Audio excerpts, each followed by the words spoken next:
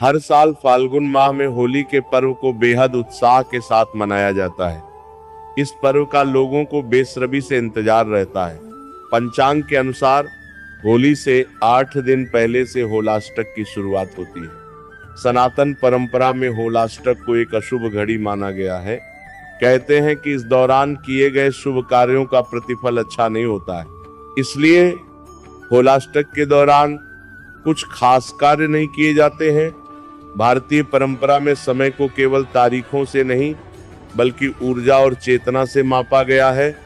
हर काल का अपना स्वभाव माना गया है। कुछ समय उत्सव के लिए, कुछ कर्म के लिए और कुछ आत्मचिंतन के लिए।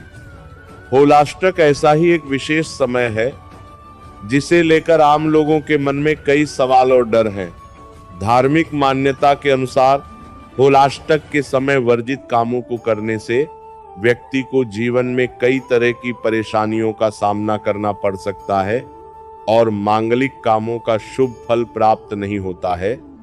इन दिनों में ग्रहों की स्थिति अस्थिर मानी जाती है। प्रकृति में उथल पुथल रहती है, लेकिन साधना, तप, जप और ध्यान के लिए यह समय बहुत प्रभावशाली माना जाता है। इसी कारण साधक इस समय तंत्र मंत्र करते हैं। होलाष्टक के 8 दिनों तक राक्षसों का वर्चस्व माना जाता है, जिससे यह समय घर में नकारात्मकता और अशांति का कारण बन सकता है। इसीलिए इस दौरान विवाह, नामकरण, गृह प्रवेश, मुंडन समेत आदि शुभ और मांगलिक काम नहीं किए जाते हैं। इन वर्जित कामों को करने से व्यक्ति को शुभ फल की प्राप्ति नहीं होती है।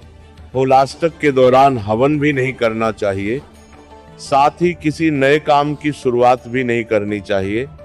मान्यता है कि होलाष्टक में व्यापार शुरू करने से उसमें सफलता प्राप्त नहीं होती है। इसके अलावा नया मकान और गाड़ी की खरीदारी करने से बचना चाहिए। साथ ही घर भी नहीं बनवाना चाहिए। होलाष्टक का संबंध राक्षसी शक्तियों से जुड़ा हुआ है। इस समय को असत्य और अंधकार का प्रतीक माना जाता है। होलाष्टक में किए जाने वाले अधिकांश तंत्र मंत्र सात्विक होते हैं, ईश्वर आधारित होते हैं, शांति और रक्षा से जुड़े होते हैं।